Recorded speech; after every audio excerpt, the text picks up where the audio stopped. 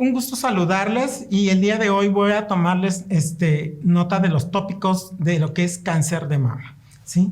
Entonces, ustedes sabrán, o sea, una de mis especialidades es prácticamente la oncología, ¿sí? Entonces, nos formamos en el Hospital General de México en esa área y nos formamos en Barcelona, así como en Estados Unidos, sobre dicha área. La mama no solamente es sinónimo de feminidad, ¿sí? Entonces, la mama siempre ha sido un problema, ¿sí? Desde la antigüedad. La mama era una forma de castigar a aquellos, o sea, que no cumplían, las mujeres que no cumplían sus cometidos. Sí, ahí tenemos el martirio de Santa Agata, que prácticamente fue quitarle sus senos porque no se casó con uno del rey. El papiro de Herbst, desde los egipcios, ya nos hablaba de la fulguración de tumores de los senos, ¿sí? Entonces, sin saber que era cáncer, pero ya ellos los fulguraban, ¿sí? Para que no crecieran en forma abrupta. Prácticamente, 1 de cada 9 mujeres, ¿sí? Perdón, 3 de cada 9 mujeres, o sea, corren riesgo, o sea, de cáncer de mama. En cáncer de mama es 21% de los nuevos casos en Estados Unidos, la edad media es a los 54 años, el 90% de los cánceres de mama se diagnostica por imagen, ¿sí? Y 95% se presentan en mujeres. Se habla de un 5% restantes y ocupa también a hombres, aunque es muy raro, pero también el cáncer de mama en el hombre está presente y es mucho más agresivo, ¿sí? Entonces se preguntarán por qué va a ser más agresivo en el varón. ¿Por qué? Porque el varón no tiene tejido mamario, entonces el cáncer se pega prácticamente a la parrilla costal y entonces cuando ya se detecta es porque ya está avanzado, ¿sí? Entonces, se habla en Estados Unidos que se tienen 83,000 casos nuevos, o sea, de cáncer de mama. Vamos a hablar primero sobre la patología mamaria benigna, ¿sí? La patología mamaria benigna, ¿sí? Entonces, las vamos a clasificar en lesiones inflamatorias, que son las mastitis y el absceso puerperal, ¿sí? Y el absceso no puerperal. En lesiones no proliferativas de la mama, como los quistes, la ectasia ductal y la metaplasia. Lesiones proliferativas como la hiperplasia, procesos papilares, fibrosis y adenosis esclerosante. Lesiones tumorales benignas como el fibroadenoma, tumor filodes, amartoma y el lipoma. Todos estos procesos, por más que nosotros, o sea, los veamos aparatosos, porque la mama algo que tiene en sus procesos es que es aparatosa. Entonces, por más que los veamos aparatosos, estos procesos que acabo de mencionar son benignos, ¿sí? Entonces, solamente hay que hacer un buen diagnóstico, apoyarnos también a veces de métodos auxiliares como es la citología o una biopsia y darle el manejo adecuado, ¿sí? Entonces, las mastitis puerperales, como su nombre lo dice, las vivimos más en el puerperio y son causadas por estreptococos y estafilococos, ¿sí? Entonces, los quistes que nosotros vimos, solamente hay un carcinoma que es el carcinoma intraquístico de la mama, pero es muy raro. Y aunque es un carcinoma, es de los carcinomas que no generan metástasis. Entonces, si nosotros aspiramos un tumor de la mama y nos da líquido citrino, ese es un quiste. Y tienen ustedes el 99% de seguridad de que eso es benigno. Y no necesitan hacer más con esta paciente. Lo único que les recomiendo es de que el volumen que saquen de líquido de ese quiste, no saquen la aguja, retiren la jeringa, pero no saquen la aguja. Y van a meter aire, ¿sí? Entonces, en el volumen de líquido que sacaron. Si sacaron 3 mililitros de líquido, van a meter 3 mililitros de aire. Entonces, a esa mama, ¿sí? En esa lesión que aspiraron para que se esclerose y no se vuelva a formar. Tenemos también lo que son los galactoceles, ¿sí? Tenemos entonces, se caracterizan estos por dar secreción y secreción mamaria fuera del embarazo. Entonces, ahí hay que localizar dónde se ha formado e ir y hacer una cirugía de ADER, ¿sí? Entonces, para localizar el conducto y bloquearlo, ligarlo y se acabó el asunto, ¿sí? Entonces, también tenemos la papilomatosis, que es una secreción serosanguinolenta. Aquí la podemos descartar, la malignidad, con que la mayoría de estas papilomatosis no tienen tumor, a diferencia del cáncer. Entonces, podemos hacer una citología y el patólogo nos va a decir papilomatosis. Y entonces de esa manera nosotros, o sea, podemos igual abrir, hacer una cirugía de Haller, ir y retirar el conducto que está dañado o los conductos que están dañados. De las lesiones tumorales benignas, como les había yo dicho cuando abordamos ovario, hablar de tumor no significa cáncer. Puede ser tumor benigno o puede ser tumor maligno. Tumor prácticamente nada más es nodulación, ¿sí? De la mama, la más frecuente es el fibroadenoma. Es el tumor mamario más frecuente, generalmente es en jóvenes o adultas jóvenes. Es dependiente de estrógeno. Puede haber variedades, gigantes, juvenil y complejo, ¿sí? El diagnóstico se hace por la exploración física, ¿sí? Rayos X es una tumoración bien delimitada que en las mujeres posmenopáusicas, que nunca muchas veces se dieron cuenta de que tenían fibroadenomas a lo largo de su vida, cuando hacemos una mastografía nos da la imagen de palomitas de maíz y obviamente la biopsia con aguja fina nos va a dar lo que es el diagnóstico. Si es un fibroadenoma pequeño y es paciente joven, lo que podemos hacer nada más es controlar cada medio año, ¿sí? Durante 2 años. Si este es más de 2 centímetros, si tiene cancerofobia o si hay antecedente familiar de cáncer, yo lo que sugiero es retirarlo. Siempre mandarlo al patólogo y hacer un seguimiento. Les recuerdo que hay un carcinoma que se asocia al fibroadenoma y es el carcinoma lobulillar, por si llegaran a preguntarles en el examen. Ese es el que se asocia al fibroadenoma, pero solamente en 1 al 2% de los casos. Les muestro unas mastografías y unas piezas de extracción de fibroadenomas. Tenemos otro tumor que, aunque en un bajo porcentaje, ¿sí?, puede malignizar, la mayoría es benigno y es un tumor demasiado aparatoso. Algunos consideran que es un fibroadenoma gigante, algunos no, porque tiene ciertas especificidades, ¿sí?, que le hacen propio, ¿sí? También tiende a recidivar, ¿sí?, y el tratamiento es quirúrgico con bordes amplios sin hacer disección de la axila, solamente la tumoración. Pero como es demasiado gigante, siempre se va toda la mama en la mayoría de los casos. El crecimiento es rápido en este tipo de pacientes. Les muestro algunos. Por ahí tuvimos la experiencia de una paciente del Hospital General que les estoy mostrando, cuando el tumor pesaba más de 40 kilos. Una indígena de la zona de Oaxaca. ¿Sí? Entonces, y pues son tumores demasiado aparatosos, pero que muy pocos de ellos, o sea, malignizan. Bien, para el cáncer de mama, ahora sí vamos a entrar de lleno. Les puedo decir que la mastografía es el gol estándar para el diagnóstico. Es la herramienta diagnóstica más útil. Cuando inicia, pueden ser mediante microcalcificaciones en 90-95% de los casos, y de estas 35-40% están asociadas a malignidad, y de estas el 80% va a corresponder a carcinoma ductal in situ, que es un carcinoma que está iniciando, ¿sí? Entonces, y también aquí, ojo, porque 10% ya pueden tener carcinoma ductal in situ oculto. Aquí conviene diferenciar entre lo que es un nódulo sólido y lo que es un nódulo quístico, ¿sí? Esto se logra muy fácil con el ultrasonido, porque el quiste va a dar sombra acústica posterior, como les muestro en la diapositiva, y el sólido no, ¿sí? Entonces, por eso es muy conveniente que se haga el estudio complementario. Cuando vemos una nodulación en la mastografía, deba terminarse el estudio complementario con lo que es un ultrasonido, ¿sí? Para que nos diga si es sólido o es quístico. Ahí les muestro las microcalcificaciones y estas hay varias formas de estarlas estudiando, si están agrupadas, si están en lo que llamamos granos de sal, ¿sí? Si son espiculadas, ¿sí? A manera de que si van confluyendo, posteriormente nos van a dar una imagen estelar en la mastografía, como les evidenció en las tomas que les muestro, y esa imagen estelar pues ya es un signo casi patognomónico de que la lesión es maligna, ¿sí? Hay que hacer a veces un cono de amplificación para la misma y poder hacer el diagnóstico de la misma. Basándonos también en ¿qué? En el estudio complementario, que es el ultrasonido, ¿sí?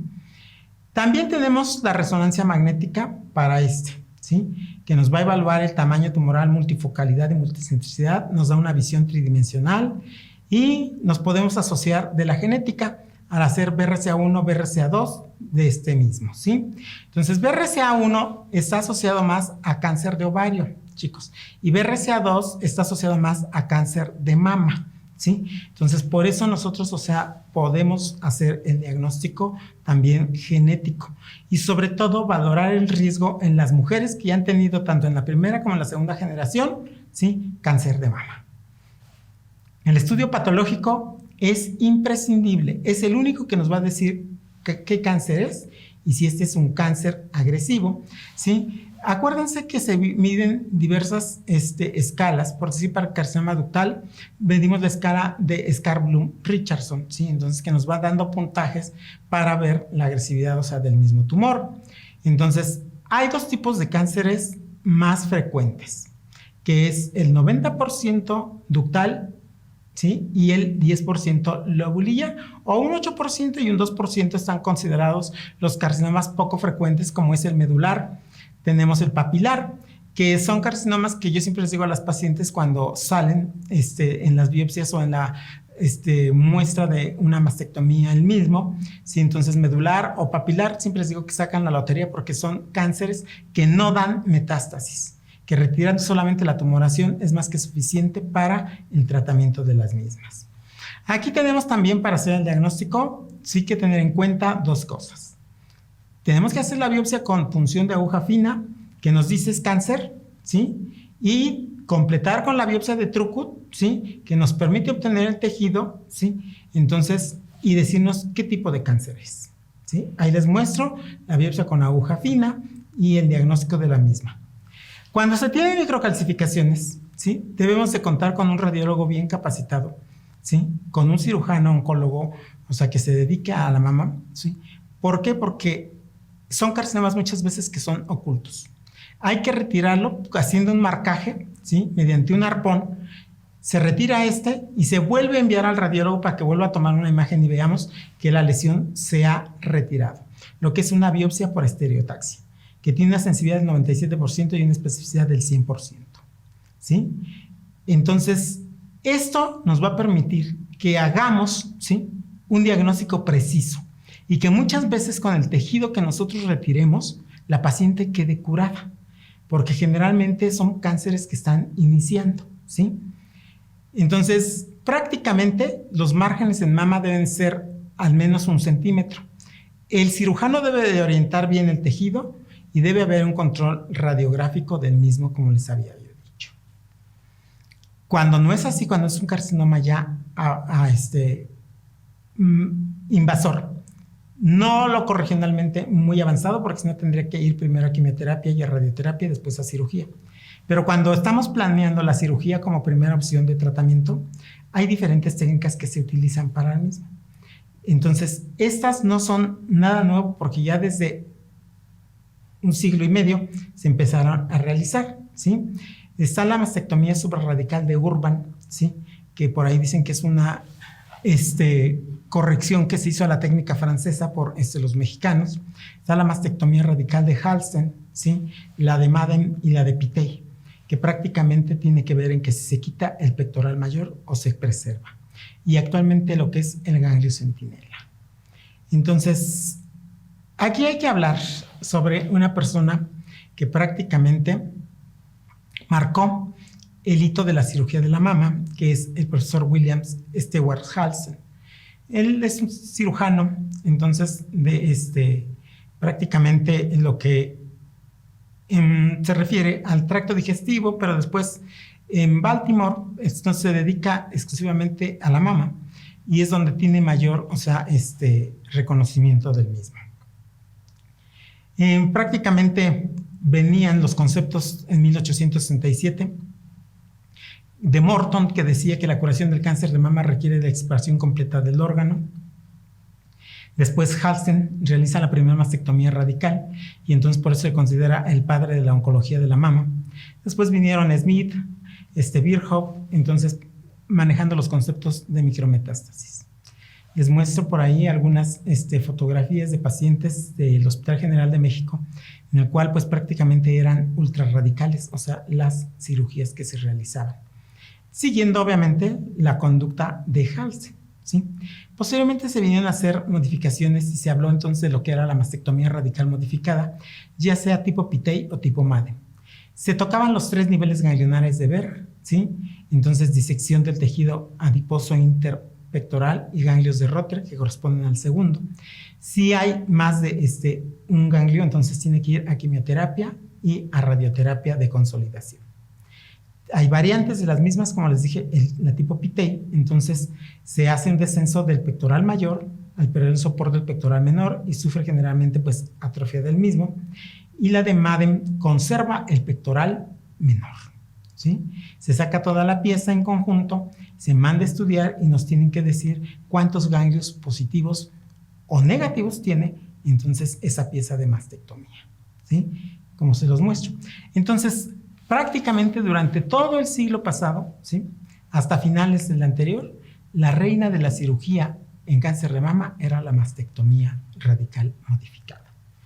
Hasta que llegó, con todas sus secuelas y con todos sus problemas, porque hemos visto casos de linfedema, o sea, tremendos. Entonces, una morbilidad tremenda en algunas pacientes. Por eso yo siempre les pido a los residentes y a los cirujanos cuando van iniciando que sean muy cuidadosos con la cirugía, porque el daño que podemos hacer a una paciente es irreversible muchas veces. Las cirugías para drenaje linfático no tienen el éxito que todos quisiéramos. Y las pacientes se quedan con esas famosas patas de elefante, las manos completamente edematizadas que les impide, ¿sí?, entonces realizar acciones. O bien que pierdan la sensibilidad del mismo. A finales del siglo pasado llegó entonces algo que vino a cambiar estas técnicas radicales. Y entonces comenzamos a hablar de lo radical a lo conservador en cáncer de mama. Veronesi, el maestro Veronesi y Mattia Intra en el Instituto Oncológico Europeo de Milán iniciaron, ¿sí?, entonces los protocolos de estudio de la cirugía conservadora. Entonces, prácticamente todo tratamiento con cirugía conservadora tiene que valorar la exeresis del tumor, el estudio ganglionar y que tengamos un servicio de radioterapia, porque toda cirugía conservadora tiene que completar radioterapia, ¿sí? Vemos las cifras en cuanto a estadísticas en el tratamiento conservador contra mastectomía radical modificada y prácticamente eran semejantes, de un 79%, un 82%, ¿sí? Entonces, y era prácticamente lo mismo, y evitando la morbilidad que se hacía con lo que era la mastectomía radical modificada. Les dejo unas muestras de lo que es la cirugía conservadora de la mama y la poca agresividad que se tiene en estos. Más aún todavía, ¿sí?, a finales y a principios de se habló de lo que es la cirugía oncoplástica de la mama. Y obviamente entonces, porque si veíamos al principio que la mama es sinónimo de feminidad, entonces la mujer debemos de tratar de preservarle esa feminidad, ¿sí? Entonces, ahora hablamos de que reconstruyamos las mamas inmediatamente o un año posterior a que sufrieron el cáncer de mama. Entonces, y de esa forma, pues, aumentar, ¿sí?, entonces, lo que es la autoestima de la paciente. De la cirugía conservadora y la cirugía oncoplástica surge un concepto que es el ganglio centinela. El ganglio centinela es colocar un marcador, ¿sí?, entonces colorante en el tumor, ¿sí?, y ver cómo se va a distribuir el mismo hacia los ganglios. Si no hay ninguno, no se justifica que se realice lo que es la disección de la axila. Si existe un ganglio centinela, entonces podemos justificar, ¿sí?, el que nosotros hagamos la exeresis de ese ganglio, enviarlo al patólogo que nos diga si es positivo o es negativo. ¿Por qué? Porque recordemos que aquí en el concepto de metástasis en cáncer de mama, las metástasis locorregionales, ¿sí?, van en orden, no van en forma salteada. Entonces, si en el primer nivel no tenemos metástasis, es nulo que en el segundo o en el tercer nivel vayamos a tener. Por eso se justifica la técnica de ganglio centinela para este tipo de pacientes, usando un equipo que es el GammaProp, que nos marca la intensidad de este material que tiene radioactivo que se detecta en estos ganglios. Y entonces, Evitar todavía aún más la morbilidad y la morbimortalidad. Esto es en cuanto a la técnica quirúrgica. También se tiene la quimioterapia y la radioterapia como recursos terapéuticos. Cuando tenemos una mujer con un carcinoma locorregionalmente avanzado, que lamentablemente son los que más llegan aquí en nuestro país, en etapas 3 y en etapas 4, lo primero que tienen que hacer es ir a quimio y radioterapia. Hacer que el tumor se reduzca, ¿sí? Y entonces hacerle una cirugía. Ahí sí, la mayoría de las veces hacemos una mastectomía radical modificada. O ya actualmente hay estudios bien validados en que se puede hacer también lo que es una cirugía conservadora. Hay estudios, el Emmy Anderson y Milán colocan balines en el centro del tumor, en el cual, aunque le demos quimio y radioterapia, vamos a tener bien localizado dónde está, ¿sí?, prácticamente el tumor. Y pues la quimioterapia generalmente se manejan varias líneas. Las más frecuentes, que para fines de ustedes, es que se aprendan que es el FAC, que es ciclofosfamida, adriamicina y fluoracilo, ¿sí? Y el otro esquema es el CMF, que es ciclofosfamida, metrotexate y fluoracilo. De aquí, algo que pueden ustedes preguntarles es de que la adriamicina es un medicamento cardiotóxico, que tiene una dosis acumulativa y que hay que tener mucho cuidado en la aplicación de la misma, ¿sí? Aquí entonces tenemos que ver qué es lo que tenemos que conseguir, ¿sí? Y para eso, pues los fármacos que les mencioné son los que más se están utilizando.